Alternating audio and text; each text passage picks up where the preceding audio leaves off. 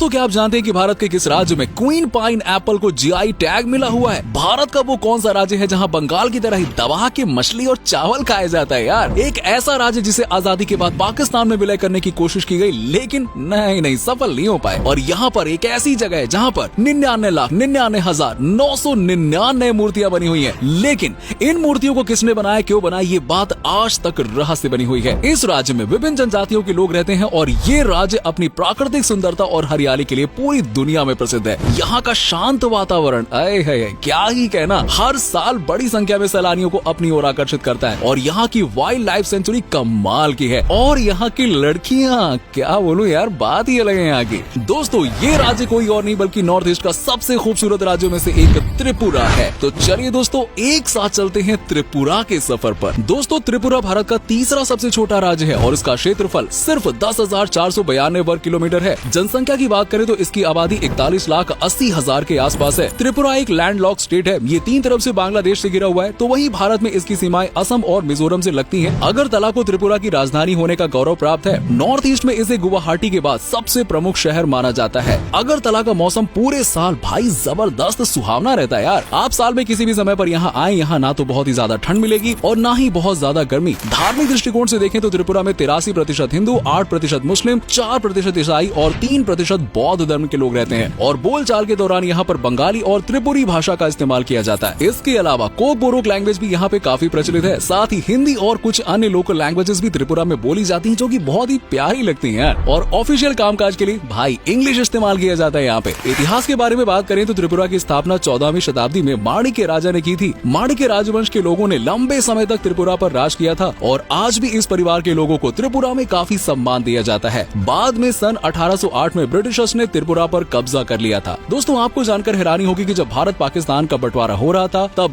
Red Cliff ने त्रिपुरा को east Pakistan के हिस्से में रखा था। सीरियसली गाइस, लेकिन वहाँ के उस समय के महाराजा वीर विक्रम किशोर देव वर्मन ने इसका विरोध किया, बड़ा जम के विरोध किया और कहा कि नहीं, त्रिपुरा तो भारत का ही हिस्सा बनेगा चाहे जो हो जाए। लेकिन कुछ ही समय के बाद महाराज की मृत्यु हो गई और इसीलिए महारानी कंचन प्रभा देवी ने राजगद्दी संभाली और उनकी सूझबूझ और समझदारी के कारण ही त्रिपुरा का विलय भारत में हो पाया। सीरियसली गाइस, नहीं तो पाकिस्तान में चला जाता है। दोस्तों 9 अक्टूबर 1949 को ऑफिशियल तौर पर त्रिपुरा भारत का हिस्सा बना। 1956 में इसे केंद्र शासित प्रदेश का दर्जा दिया गया और सन 1972 में इसे एक पूर्ण राज्य का दर्जा दे दिया गया। आपको बता दें कि त्रिपुरा को एक समय पर कीरत देश के नाम से जाना जाता था। त्रिपुरा का ये नाम कैसे पड़ा, इस बारे में अलग अलग बातें प्रचलित हैं। कुछ इतिहासकारों का कहना है कि त्रिपुरा नाम के एक राजा यहाँ पर शासन किया करते थे और उन्हीं के नाम पर इस जगह का नाम त्रिपुरा रखा गया। तो वहीं कुछ लोगों का मानना है कि त्रिपुर सुंदरी देवी के नाम पर इस जगह का नाम रखा गया है। दोस्तों त्रिपुरा भारत के 7 सिस्टर्स में से एक है। यहाँ की प्राकृतिक सुंदरता अद्भुत है यार।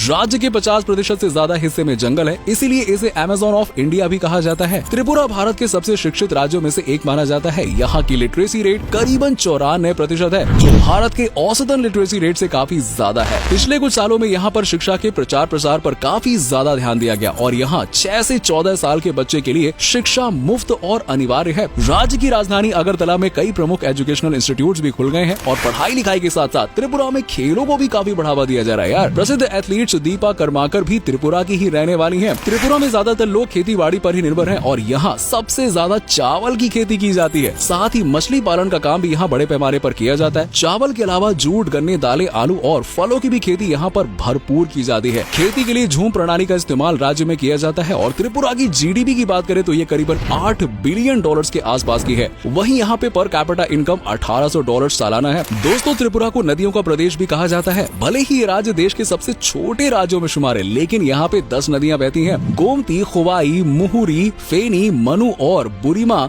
ये राज्य की प्रमुख नदियाँ हैं। इन नदियों की खास बात यह है कि इनका पानी भाई बिल्कुल साफ है यार, बिल्कुल गंदा नहीं है। नदियों को देखकर आपको लगेगा कि वाह, भारत के किस राज्य में ऐसी नदियाँ पाई जाती हैं यार, हमारे यहाँ तो नहीं है। जी हाँ, त्रिपुरा में लोग ना साफ सफाई को लेकर बहुत ही जागरूक रहते हैं और अपनी नदियों को, पहाड़ों को, जंगलों को, इन सब चीजों को वो अपना घर मानते हैं, इनसे अलग नहीं है। यस, और इसीलिए आपको त्रिपुरा में अन्य भारतीय राज्यों के मुकाबले काफी ज्यादा साफ सफाई देखने को मिलेगी। अच्छी बात है ना ये। बात करें त्रिपुरा के लोगों की तो यहाँ के लोग काफी ज्यादा खुले और खुश मिजाज किस्म के होते हैं। इनका स्वभाव काफी अच्छा होता है और लोगों की मदद करना इन्हें बहुत अच्छा लगता है और खासकर मेहमानों का तो भाई ये दिल खोल कर स्वागत करते हैं। और क्या, खेती बाड़ी के काम से फ्री होकर लोग अपने परिवार के साथ टाइम स्पेंड करते हैं। वहीं बात करें त्रिपुरा की लड़कियों की तो इन्हें भारत की सबसे खूबसूरत महिलाओं में शुमार किया जाता है। और सारी लड़कियां, सारी मतलब सारी, यहाँ पे सबकी सब बहुत ही खूबसूरत होती हैं और इन लड़कियों को देख सैलानियों का मन त्रिपुरा में ही ठहरने का कर जाता है यार। और हर वक्त त्रिपुरा के लड़कियों के चेहरे पर आपको स्माइल देखने को मिलेगी जो आपको अपनी तरफ अट्रैक्ट करेगी, लेकिन हाँ बच के भी रहना भाई। दोस्तों आपको बता दें कि त्रिपुरा में क्राइम रेट भी काफी कम है। हालांकि पिछले कुछ सालों में राज्य में आतंकी गतिविधियों में काफी इजाफा देखने को मिला है। कुछ असामाजिक संगठन राज्य में रह रहे बंगाली लोगों को और अन्य राज्य के लोगों को बाहर निकालने की मुहिम चला रहे हैं, लेकिन फिर भी त्रिपुरा के लोग मिलजुल कर रहते हैं और त्रिपुरा के लोग काफी कुशल कारीगर भी माने जाते हैं। यहाँ के लोगों द्वारा बनाए गए हैंडीक्राफ्ट प्रोडक्ट्स भी काफी सुंदर होते हैं और ऐसा लगता है कि मानो यहाँ के लोगों के हाथों में ना जादू हो। और साथ ही साथ त्रिपुरा का फर्नीचर भाई बेस्ट माना जाता है यार, सबसे बेस्ट। इसके अलावा बुनाई के काम में ये लोग काफी उस्ताद माने जाते हैं। और अगर बात करें त्रिपुरा के वेशभूषा की तो पुरुष यहाँ पे रिकुतु गमछा पहनते हैं और सिर पर पगड़ी लगाते हैं। वहीं महिलाएं रिनई रीसा नाम की पारंपरिक वेशभूषा पहनती हैं, जिसमें नीचे स्कर्ट डाली जाती है और चांदी के बने आभूषण यहाँ काफी ज्यादा लोकप्रिय हैं। हालांकि धीरे धीरे वेस्टर्न कल्चर का प्रभाव त्रिपुरा में बढ़ रहा है यार, हमारे पूरे इंडिया में बढ़ रहा है, त्रिपुरा की क्या बोले। और लोगों का लाइफस्टाइल और कपड़े भी यहाँ पे बदलने लगे हैं। दोस्तों किसी भी राज्य की बात करें और वहाँ के खाने पीने की बात ना हो भाई, मतलब बात ही क्या है, अधूरी बात रह जाएगी फिर तो। दोस्तों वीडियो के शुरू में ही हमने आपको बताया था कि यहाँ पर बंगाल की तरह ही ना मछली और चावल भाई दबा के खाया जाता है। यहाँ पे मुई बोरोक त्रिपुरा का सबसे लोकप्रिय डिश है जो चावल और मछली से ही तैयार किया जाता है। और इसके अलावा फ्रेंच डिशेस भी त्रिपुरा में काफी पसंद की जाती है। कछुए, केकड़े और झींगे जैसी सी फूड भी यहाँ पे लोगों की डाइट में शामिल होता है। कुसाई बतवी, वहान मोजडेंग, गुडोक और चुआक आदि त्रिपुरा की प्रमुख डिशेस में शुमार है। अगर आपको नॉनवेज खाना पसंद है ना तो भाई आ जाओ यार, यहाँ पे जन्नत से कम नहीं है जगह। त्रिपुरा का पारंपरिक नृत्य यहाँ की संस्कृति का परिचायक है। यहाँ पर लोग अपनी अपनी परंपरा के मुताबिक नृत्य करते हैं और यहाँ शादी विवाह या फिर धार्मिक समारोहों और त्योहारों के मौकों पर गरिया किया जाता है। और यहाँ रहने वाले रिंग लोग होजागिरी नृत्य करते हैं। इसके अलावा यहाँ पर कई और भी तरह के नृत्य किए जाते हैं, जिसमें त्रिपुरी लोगों द्वारा लेबंग नृत्य, वहीं चकमा लोग बिजू नृत्य और कुकी लोग हैहक नृत्य तथा गारो लोग वांगला नृत्य करते हैं। नाम थोड़े अटपटे हैं लेकिन समझ जाओ यार, इनका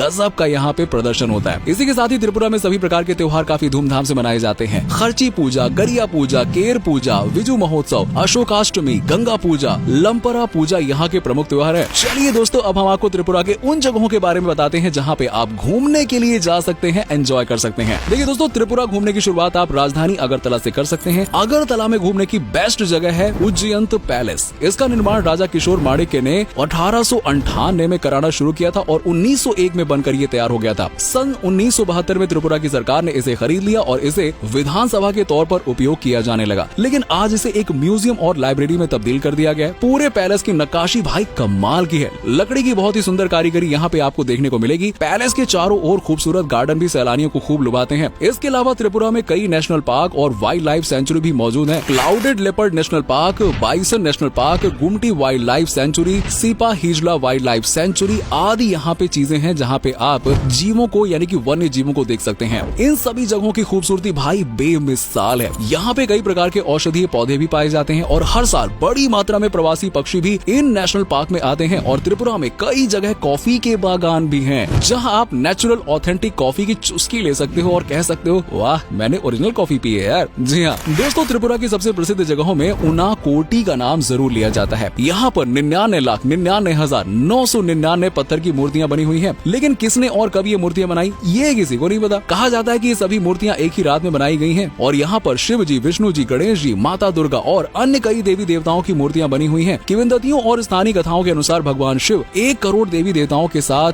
कहीं पे जा रहे थे और शाम को विश्राम करने के लिए यहाँ पे रुके और उन्होंने सभी से कहा कि सुबह सूर्योदय से पहले यहाँ से निकल जाना है। लेकिन सुबह होने तक सभी देवी देवता सो रहे थे, सिर्फ भगवान शिव ही उठ पाए थे। उन्होंने क्रोध में आकर सभी को मूर्ति बना दिया। यानी यहाँ जो पत्थर की मूर्तियाँ हैं वो असली देवी देवता की हैं। इसके अलावा त्रिपुरा में नीर महल भी आकर्षक पर्यटक स्थल है। ये महल पानी के अंदर बना हुआ है और कई प्रकार के वाटर स्पोर्ट्स और एक्टिविटीज का आनंद भी आप यहाँ पे ले सकते हैं। त्रिपुर सुंदरी टेम्पल, जम्पुई हिल्स, महामुनि बुद्ध मंदिर, तेपानिया इको पार्क भी घूमने लायक जगह है। और त्रिपुरा जाने का सबसे अच्छा मौसम अक्टूबर से मई के बीच का माना जाता है, क्योंकि बरसात के मौसम में यहाँ काफी ज्यादा बारिश देखने को मिलती है। और त्रिपुरा पहुँचने के लिए आप सड़क मार्ग, रेल मार्ग या फिर हवाई मार्ग का प्रयोग कर सकते हैं। हालांकि हवाई मार्ग इसमें सबसे अच्छा साधन माना जाता है। महाराजा वीर विक्रम किशोर माणिक्य एयरपोर्ट राजधानी अगरतला में स्थित है, जो त्रिपुरा का सबसे प्रमुख हवाई अड्डा है। कुछ बड़े शहरों से अगरतला तक की सीधी ट्रेन भी आपको मिल जाएगी। और त्रिपुरा घूमने के लिए भाई 4 से 5 दिन बहुत यार, इतने में तो आप पूरा त्रिपुरा नाप लोगे यार। यहाँ सबसे अधिक खर्चा आपका ट्रैवलिंग पे ही आने वाला है। बाकी रहना खाना त्रिपुरा में बहुत ज्यादा महंगा नहीं है यार, अफोर्डेबल। तो दोस्तों ये था त्रिपुरा और उम्मीद करता हूँ कि आपको हमारा ये एपिसोड पसंद आया होगा। आप में से कोई अगर त्रिपुरा से है तो हमें कमेंट सेक्शन में जरूर बताना। आज की वीडियो में आपको त्रिपुरा की कौन सी बात सबसे अच्छी लगी ये भी बताना, और अगर आप कभी त्रिपुरा गए हो तो आपका एक्सपीरियंस कैसा रहा ये हमारे साथ जरूर शेयर कीजिएगा।